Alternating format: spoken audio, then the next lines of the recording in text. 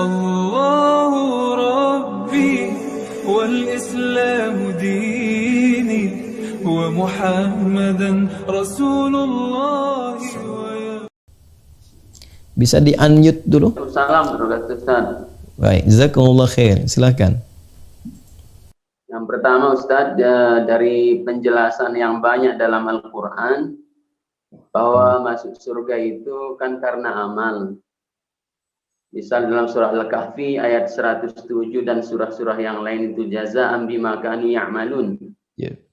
Tetapi dalam satu hadis yang kemudian membuat saya walladzi nafsi biyadihi, itu Rasul menyebutkan demi jiwa yang berada di tangannya gitu, bahwa tidak akan masuk surga seseorang karena amalannya gitu. Sampai para sahabat kemudian bertanya, wala anta ya Rasul, apakah engkau juga tidak ya Rasul? Rasul menjawab, wala ana, saya pun tidak, kecuali dengan rahmatnya Allah. Nah, jadi yang saya ingin bertanyakan itu cara menjama atau mengkompromikan ayat dan hadis ini bagaimana Ustaz? Baik. Karena takutnya nanti ada orang-orang salah paham gitu, berarti tidak ada gunanya beramal gitu ketika melihat hadis ini. Dan hadis ini insyaallah sahih. Allah ibarik fikum. Kita langsung pada bagian yang pertama. Cara memahaminya pertama begini. Kita harus menempatkan dulu Al-Quran dan hadis-hadis Nabi Muhammad SAW dari sudut pandangan kebahasaan gramatikal adalah pada urutan yang tertinggi, urutan yang paling fasih. Ini dulu ya. Nah, kalimat fasih dalam bahasa Arab, ingat sekarang kita masuk dengan membacanya dengan ilmunya. Jadi kalau ada berbahasa Arab, pakai ilmunya dengan dasar bahasa Arab. Jangan kita memahami satu konstruksi kebahasaan bahasa Arab pakai gramatikal bahasa Indonesia atau bahasa Inggris. Itu tidak tepat. Kalau bahasa Indonesia pakai kaidah bahasa Indonesia, kalau bahasa Arab pakai kaidah apa? Bahasa Arab. Nah, Al-Quran itu memiliki tingkat tertinggi dari semua unsur tertinggi dalam kebahasaan di gramatikal bahasa Arab. Dari nilai sastranya, dari mulai kefasihannya, dari gramatikalnya, sehingga semua gramatikal Arab saat ini itu mengacu acuan pertamanya Al-Quran. Dan yang kedua hadis Nabi Muhammad SAW, karena Nabi pun secara pribadi mengatakan ana afsahul arabi baida anni min Quraisyin, saya orang Arab yang paling fasih dan saya termasuk dari kalangan Quraisy. Sedangkan Quraisy itu standar ya, menjadi parameter tingkat kefasihan berbahasa pada saat itu. Jadi yang pertama adalah Al-Quran, yang kedua hadis, baru nanti setelah itu syair-syair orang Arab. Nah, disebut tingkat tertinggi itu kalau nanti memenuhi, awas, dalam turunan-turunan keilmuannya setidaknya 4 dasar keilmuan. Yang pertama nahu, ya, nahunya sempurna, karena itu nanti ukuran standar referensi nahu di Al-Quran pertama kali, ya. Kemudian yang kedua adalah saraf, ya, nanti ada nahu untuk menentukan harakat di akhir, saraf perubahan dari fasih kata, ada 12 turunannya. Yang ketiga balaghah, balaghah ini nanti ada 3, ya, ada ma'ani, bayan, dan badi'ah. Ma'ani untuk memilih diksi yang sesuai, bayan bagaimana menyampaikan pilihan kalimat itu sehingga jelas untuk didengar. Yang ketiga kemudian badi', badi menghiasi penjelasan itu sehingga nyaman untuk diterima. Kalau disampaikan tidak merasa diajari, kalau diperintahkan tidak merasa diperintah.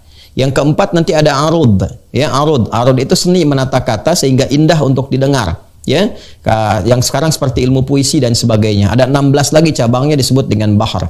Nah, Al-Quran itu berada di atas itu semua. Hadis berada di atas itu semua. Karena keduanya itu referensi untuk turunan 4 ini. Dalam mengungkapkan ayat-ayat yang disampaikan hingga sampai ke kita, kemudian hadis-hadis Nabi Muhammad SAW, itu karena sempurna, maka mencakup segala turunan ini. Ya, segala turunan ini. Misal, di ilmu balaghah itu ada ma'ani, ada bayan, ada badiah. Ya, di bayan, badi ada majaz, ada isti'arah, ada kiasan, ada metafor gitu kan, dan turunan-turunan yang lainnya. Nah, di Al-Qur'an pun itu banyak ungkapan-ungkapan yang sifatnya metafor. Karena itu ada ayat-ayat yang saking tingginya kita membutuhkan tafsir. Nggak bisa berdiri sendiri. Ya, yang ringan-ringan mudah untuk dipahami. Qul huwallahu ahad, Allahus samad, lam yalid wa lam yulad wa lam yakul lahu kufuwan ahad. Selesai. Itu gampang kita dengar, kita paham, selesai, kita mengerti. Tapi keindahannya ada pada diksinya. Ya, ada pada diksinya. Itu nanti ilmu ma'ani membahasnya.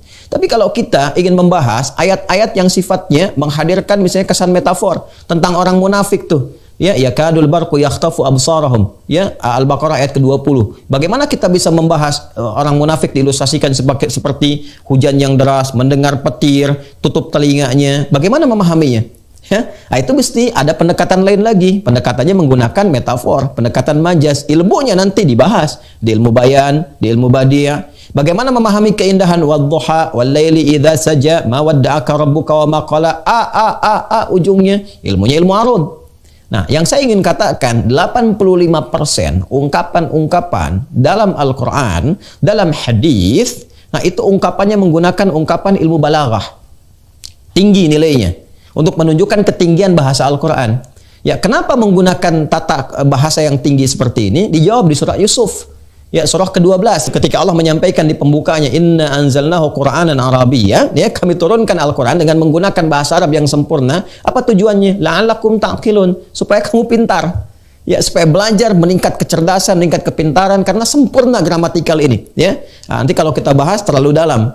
Karena itu, kalau ingin kita mengetahui kalimat-kalimat dalam Al-Quran, dalam hadis, coba lihat. Ini termasuk mana nih unsurnya? Apakah dibacanya pakai ilmu balaghah, cukup nahu, atau cukup sharaf? Nah, kalau kita melihat seperti yang tadi Anda sampaikan, nah ini tinjauan maknanya, dibacanya, dipahami ilmunya, tidak bisa menggunakan bahasa Arab biasa, dengan menggunakan standar nahu. Terus pakai terjemah jadi paham, tidak. Kita harus gunakan di sini konstruksi pendekatan ilmu balaghah. Apa yang diterapkan di sini? Namanya majaz. Subbabnya apa? Namanya isti'arah. Ada sedikit kinayahnya di situ. Ya, dari mana mempraktekannya? Yuk, sekarang kita pahami. Semua hamba mendapatkan apapun itu dalam kehidupan dari Allah Subhanahu wa taala itu karena rahmatnya Allah. Karena rahmatnya Allah. Ya, rahmat itu diberikan oleh Allah tanpa batas. Yang spesifik dalam konteks kehidupan dunia, rahmat dengan udara, rahmat dengan kesehatan, rahmat dengan kebaikan, dibuat hukum sunatullah dalam berkehidupan, itu sifat yang memberikan semua rahmat itu disebut dengan Rahman namanya. Disebut dengan Rahman. Maka dibikin hukum nih. Ya, orang kalau mau kerja mendapatkan rezeki. Orang kalau mau belajar dapat pengetahuan. Ya kan? Pengetahuan, rezeki, semuanya semua dari Allah. Dan diberikan kepada kita lewat rahmatnya. Rahmat Allah yang memberikan pengetahuan, memberikan rezeki, itu disebut Rahman namanya. Di akhirat pun orang berpeluang mendapatkan surga. Ada yang hisabnya bahkan ringan, itu kan, secepat kilat, berangkat masuk surga. Surganya ada yang bebas milih dari pintu mana saja. Ada yang masuk bab pintu ar-rayyan, pintu tahajud, pintu ini. Itu karena rahmat Allah. Rahmat Allah yang diberikan terbatas bagi insan beriman saja dalam konteks akhirat. Di dalam kehidupan dunia disebut dengan Rahman, dalam kehidupan akhirat disebut dengan Rahim. Ya kan? Dibuat hukum. Yang masuk ke sini, ini ketika mendapatkan ini jalannya begini. Nah, rahmat Allah itu ketika diberikan, Allah buat hukum keadilan, bersanding dengan ikhtiar namanya. Ya, bersanding dengan apa? Ikhtiar namanya. Jadi frame-nya, ruangnya disebut dengan rahmat, ya. Pemberian itu didapatkan rahmatnya lewat ikhtiar. Ini ada pintu, namanya pintu rahmat. Anda kalau mau masuk, Anda buka pintunya dulu kan? Membuka pintu itu lewat ikhtiar. Nah, ikhtiar itu yang disebut dengan amal namanya. Ikhtiar itu disebut dengan apa? Dengan amal namanya. Ini kalau saya ilustrasikan seperti ini. Ini ada rahmat Allah. Ya. Terkait dengan dunia, nih, dunia disebut Rahman. Terkait dengan akhirat disebut Rahim. Allah pemberi rahmat dunia disebut dengan Rahman, pemberi rahmat akhirat disebut dengan Rahim. Jelas ya? Baik. Di dunia diberikan rezeki, ya, di dunia diberikan pengetahuan, ilmu, macam-macam lah. Tapi Allah buat hukum. Untuk mendapatkan rahmat ini dibuat hukum. Ya, sunnatullah fil kaun. Hukumnya, ketentuannya dibentuk dalam bentuk ikhtiar. Bahasa viralnya disebut dengan amal. Bekerja, usaha. Amal, ya, kerja, usaha. Anda kalau ingin dapat rahmat Allah dengan rahmannya berupa pengetahuan, maka mesti ada usaha. Apa amalnya? Sekolah. Minimal baca, Iqra. Nggak sekolah, minimal baca, Iqra. Iqra bismi rabbikal ladzi khalaq. Kalau mau lebih banyak lagi, silahkan dari TK, SD, SMP, terus itu ikhtiarnya, amalnya. Orang kalau nggak belajar, ya, usaha, nggak ada usaha, nggak akan dapat pengetahuan. Mesti ada usaha dulu. Orang pengen harta, rezeki, ya, mesti ada usaha. Minimal dia bergerak, bekerja, beraktivitas, baru dapat ini. Ya, hakikatnya ketika mendapatkan rezeki, mendapatkan ilmu, dia sedang mendapat rahmat Allah dengan sifat rahmannya. Ya, jadi hakikatnya yang dia dapatkan rahmat Allah. Jadi kalau orang nggak dapat rahmat Allah, nggak mungkin dapat pengetahuan. Kalau orang nggak dapat rahmat Allah, nggak mungkin dapat rizki. Karena semua rizki dan ilmu itu sumbernya dari rahmat Allah dengan sifat rahmannya. Cuman cara mendapati itu lewat amal. Ya.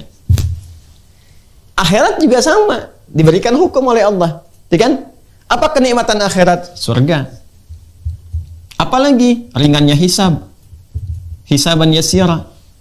Ya, hisab yang ringan, pertanggungjawaban yang ringan, surga yang bisa milih banyak, gitu kan? Sifat Allah yang memberikan ini disebut rahim. Memberikan rahmatnya lewat sifat rahimnya. Dibuat hukum. Ada ikhtiarnya. Apa itu? Ibadah. Ya. Ibadah itu sesuatu menjadi ibadah ketika amalnya diridhoi oleh Allah. Amal yang diridhoi disebut dengan saleh, namanya amal saleh.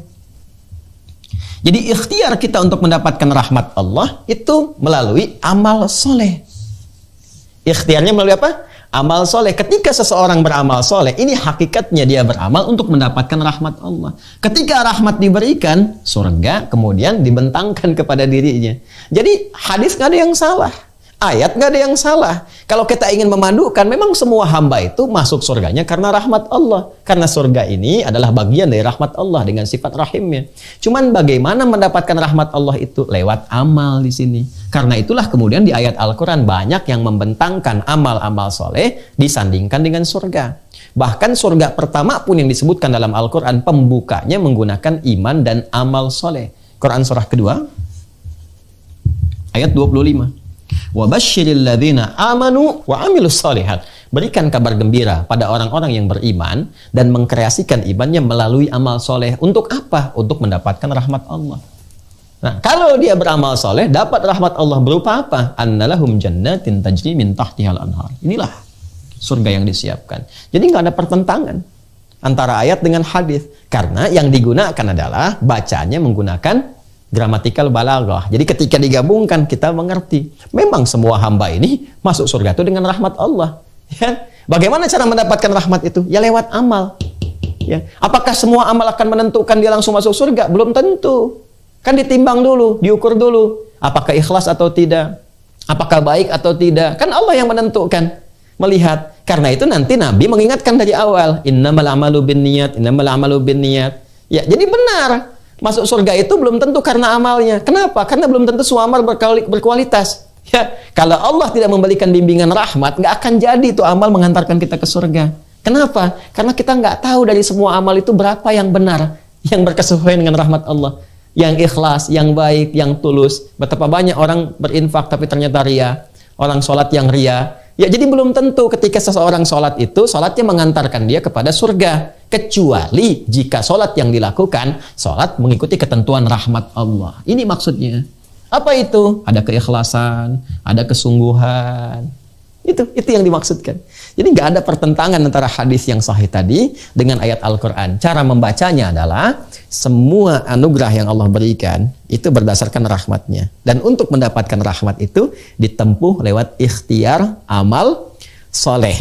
Nah, sedangkan yang memasukkan dia ke dalam surganya adalah rahmat Allah yang dihasilkan dari amal soleh yang dia lakukan. Apakah setiap amal soleh sudah berpotensi langsung mendapatkan rahmat Allah untuk mengantarkan ke surga? Kata Nabi, belum tentu. Kalau amal soleh itu tidak memiliki kualitas untuk mendapatkan rahmat. Seperti apa? Tidak ikhlas, ada riyanya, ya, untuk sekedar pencitraan dunia saja, maka dia dapat dunianya, dia tidak dapat bagian akhiratnya. Saya kira sangat jelas apa yang diuraikan itu. Karena itulah kemudian Nabi membimbing kita untuk melakukan setiap aktivitas yang berpotensi mendapatkan dua rahmat langsung, dunia dan akhirat. Jangan sampai dunia dapat, akhirat tidak, atau sebaliknya. Karena itulah Nabi mengatakan, kullu amrin dzibalin la yubda'u fihi bi bismillahirrahmanirrahim. Itu rahasianya kenapa kita memulai sesuatu dengan bismillahirrahmanirrahim. Mau makan, bismillahirrahmanirrahim. Kenapa? Supaya di makanan ini ada rahmat. Kalau ada rahmat, jadi energi. Kuat dipakai ibadah, pakai sholat, pakai baca Quran, pakai belajar, pakai kerja. Ketika dikerjakan, bismillahirrahmanirrahim, dapat poin akhirat, tuliskan pahalanya. Ini yang dimaksudkan jadi hasanah. Ya, itu yang dimaksudkan Al-Baqarah ayat 201. Wa minhum may yaqulu rabbana atina fid dunya hasanah wa fil akhirati hasanah wa qina adzabannar. Jelas ya? Nah, jadi kalimatnya jangan dipotong. Jangan berhenti di sini. Semua nggak akan masuk surga, ya kan? Nah, kecuali hanya rahmat Allah saja. Lalu ada salah paham tidak? Cara membaca hadis Nabi ini, Nabi benar, nggak ada yang keliru. Cara membacanya adalah dengan menggabungkan konsepsi tadi. Ya, jadi cara menafsirkan kalimat Nabi ini, cara memahaminya, semua itu akan masuk surga dengan rahmat Allah Subhanahu wa taala. Karena rahmatnya. Ya. Kemudian rahmat itu diikhtiarkan lewat amal. Jelas ya? Tapi kamu jangan menyimpulkan semua yang beramal itu sudah pasti ke surga. Belum tentu. Kalau beramalnya tidak benar, amal yang kualifikasinya tidak sesuai dengan rahmat. Jelas ya? Baik, itu yang saya maksudkan. Wallahu taala alam bis